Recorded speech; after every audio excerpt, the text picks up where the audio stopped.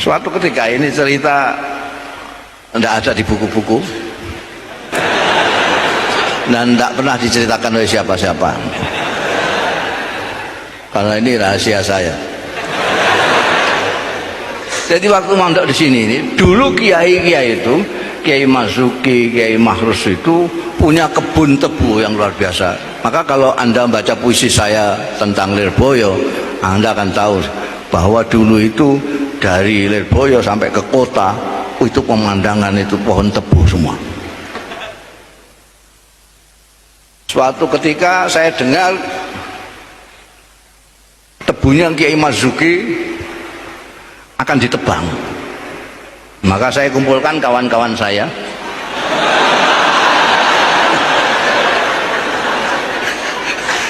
kawan-kawan saya yang istimewa itu, saya ajak rembukan.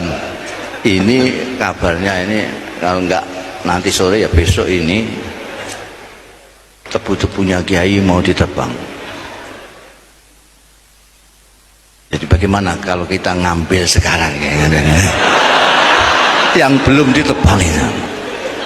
Setuju. Tapi rahasiakan ini, hanya kita sendiri yang tahu. Kalau ada sampai yang tahu di antara sampean ini, pasti yang membukakan. Awas kalau ada yang buka. Dulu saya itu kawannya Gusmi, jadi semua ya agak takut sedikit. Pengurusnya saja takut ngazir saya kok. Udah, baru saya jalan, kawan-kawan belum mulai jalan. Saya yang dekat dengan rumahnya Kiai, karena saya di Pondok Mars dulu itu. Nah, lewat gitu dipanggil sama Kiai Marzuki, keringetan saya. Mau dicolong tebunya kok manggil-manggil. Gus, mriki Gus. Kiai Marzuki itu keistimewaannya boso karo santri ini. Yang menangi Kiai Marzuki tahu boso. Kalau kita boso sama kiai kita itu biasa. Ini kiai boso mbek santri ini. Gus, mriki Gus. Saya dengan gemetaran datang. Inggih Kiai. Sampean doyan tebu.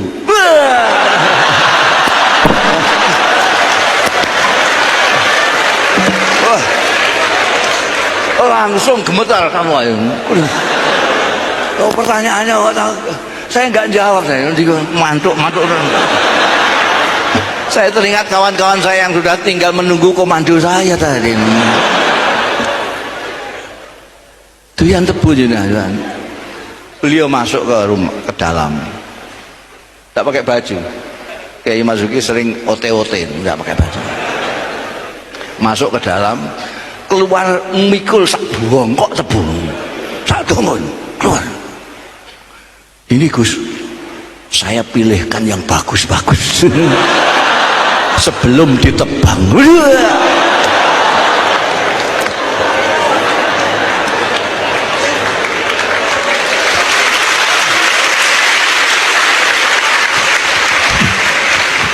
Ini sekaligus saya ini kurang hormat sama kiai ini.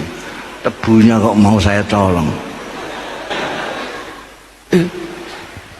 Dan apa namanya, kiai saya nggak tahu apa dari mana, makanya saya bilang ada punya indera keenam.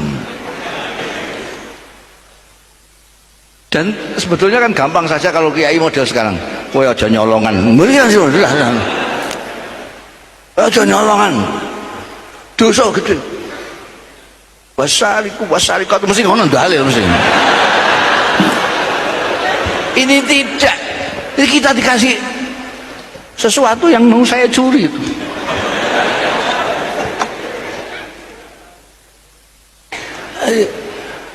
Ada perbedaan antara apa namanya pengajaran dan tarbiyah itu.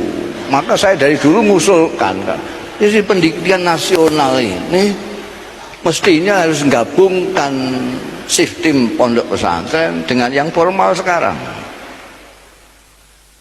Jangan nanti pesantren yang niru yang formal itu, dikira itulah sistem pendidikan yang bagus, tambah rusak pondoknya.